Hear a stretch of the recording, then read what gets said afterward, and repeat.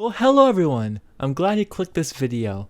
In this video, I'm going to show you how to get your drums to pop in your mix.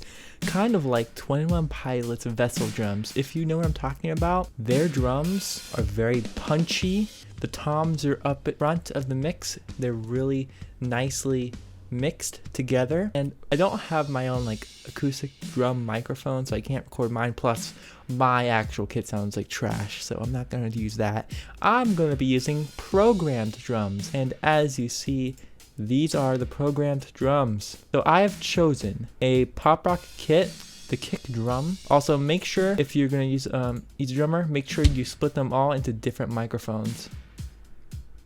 So like if I clone this Easy Drummer kit and I just put a default whatever kit, for example, I'll just use the default Easy Drummer kit, which would be this right here. As you see, it sounds horrific, but when you mix other stuff together, it will sound good. But this is what this drum kit sounds like without any mixing. It sounds like this.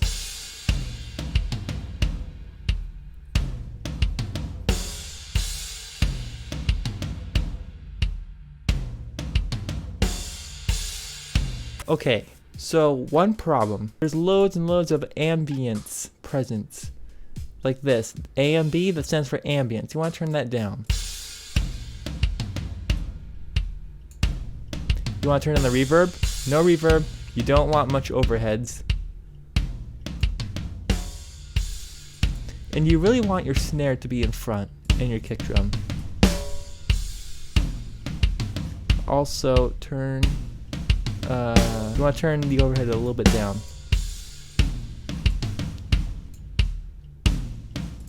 So, as you see, it's starting to sound a little bit better. But you want to go one step further and select a kit with some multi-output, what that means is the drum kit gets separated into multiple microphones, right? Which means that you can mix, EQ, compress anything of the kit by itself, and then you can make them all together and just go through the mix much more better. Here's an example.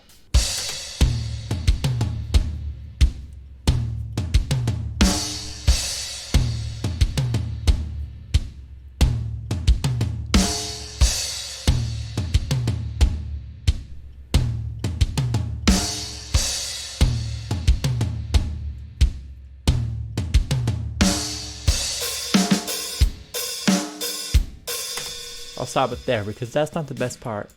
The best part is all of this. So you heard the drum kit alone, right?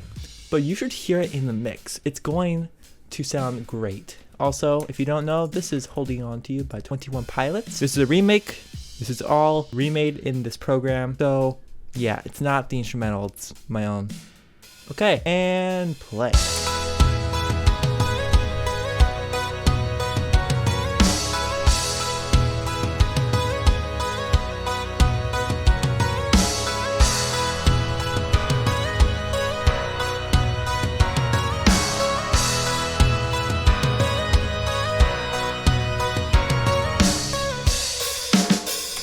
Okay, that was the kit.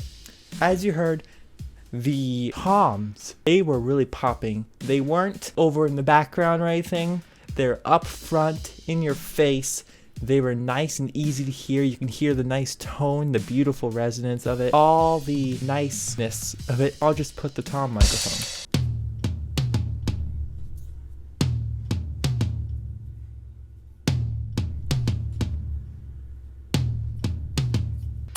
Okay, so those are the toms. I could probably even turn it up a little bit more, but the one thing you want to know is without these effects, this is what the toms will sound like.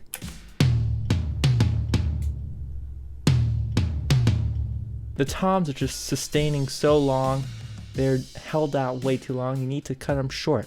So what I did was I put some transient processor. What this is doing is just bringing down the release, the length of the tom. I put 2 because it wasn't enough. Also, don't forget the EQ. You want to get rid of these frequencies this frequency, you want to get kind of rid of the mid-range, right? You want to bring up the high end. They really make the thing pop. We're not going to ignore the fact that there's an EQ that's probably doing something. Second, your kick drum. You need this kick drum to be really loud and very, very punchy, like this. This is without the effects, and this is with. For the kick drum, I brought up the bass, took down this frequency, rounded up the high end, turned down the mid a bit, and that created this much punchier sound. Without, with. And you also want your snare to be really loud. Right here. Now I'm not proud of the snare right now, but it's supposed to be loud and you're supposed to hear it all nice. By the way, in holding on to, the snare rings quite a lot. The real one, by the way. And it's a good type of ring. So I don't know how to create the type of ring, but I did bring down the actual ringing of this snare. See that sound? That's the ring. If I let go of it. If I put it back, like turn off this thing. Yeah, it's kind of a ring. Now, the overhead mics. You want to try and isolate these hi-hats from the overheads because you want the hi-hats to be quite loud, yes, but you also don't want your kick drum or snare in the overhead microphone that loud. The toms are also in it too. Also, don't forget the drum bus is on the whole thing. So.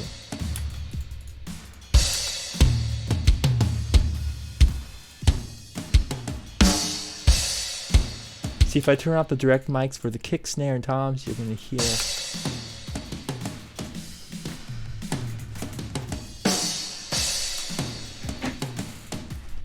It's that ambient feel, the room sound of a drum kit. You don't want this too loud in these type of drums because it will ruin the sound. For example,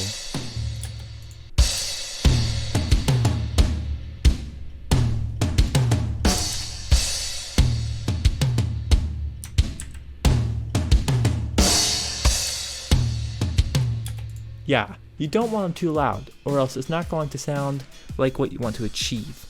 I never like too much room in my drums ever, so I do keep a little bit, just a little bit underneath to sizzle the whole thing up, but I don't blast the room microphone. It's bad, okay? Don't do that. Again, like I said, you want your hi-hats to be pretty loud, and what I did to achieve that in Easy Drummer was I turned up the volume of the actual hi-hats, and then the microphones, I turned up the volume of that, and I turned up the overhead mic a little bit. But that means I can still hear the hi-hats. For example, if I did this, where in another version holding on to, there are these right here, and they kind of go fast, and they're pedal hi-hats. They are not this loud though. That's why you gotta turn down the velocity.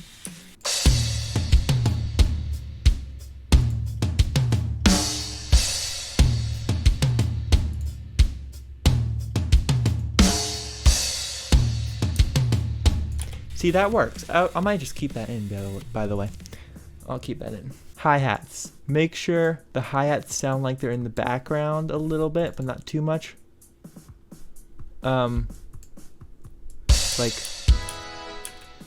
oh, that's the organ. You want...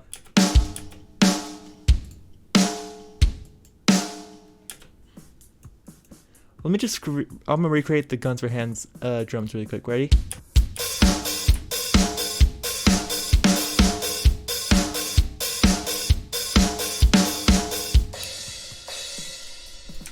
Make sure your crash cymbals are loud, but not too loud. You want them to sound kind of compressed so they don't stab your ears.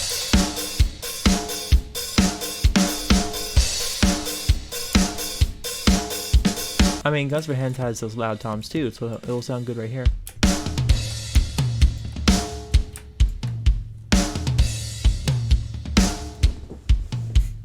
Okay, so as you hear, these sound really good as well.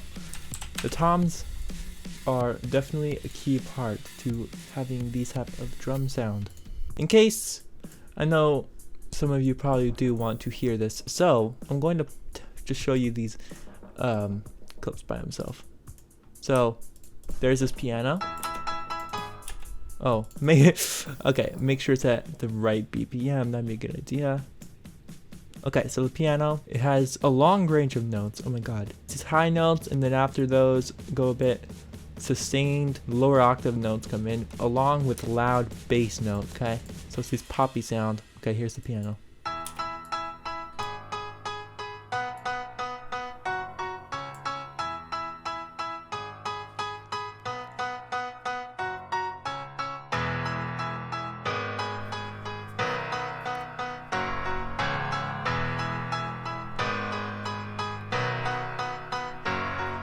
And then there's also an organ. It's a pipe organ.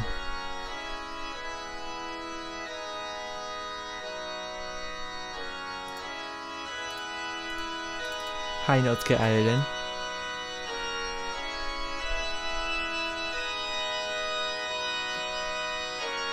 And the trick to just come up with these high notes, so all you do is look at the chords, right? You see, look at that, there's B, and it goes on for quite a long time. So you put it up here, sustained, and then the note still in the middle of the chord would be that one and then this one. So you just put them there. And you loop that along with higher notes, which is just these ones. And it just goes. You could probably even just do this. Piccolo is the same notes, I think, just a little bit inverted. This isn't even a piccolo, this is a mellotron with a flute.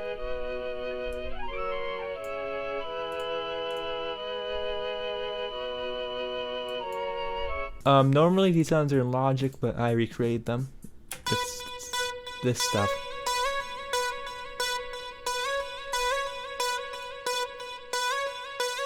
So there, for some reason, holding on to you, there's a really synthy sounding bass, but it's in the bass stem, but it sounds like a synth. So I put bass, like actual.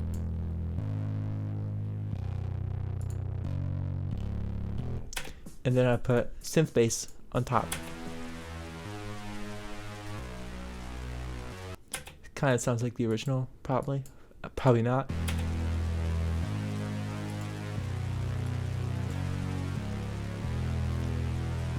And all that together makes this.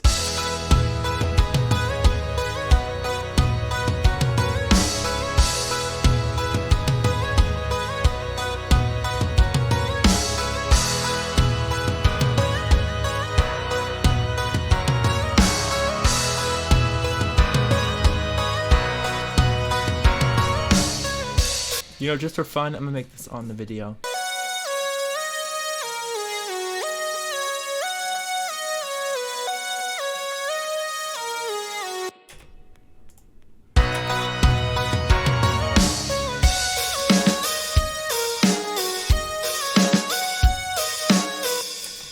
And this is the bass line for the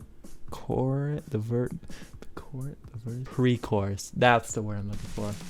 Okay, I'm gonna stop there. I'm not gonna do a lot. Okay. Thanks for watching. Please like, comment, subscribe, and tell me what you thought. Anyways, I'm just gonna play this for you. Okay. Bye everyone.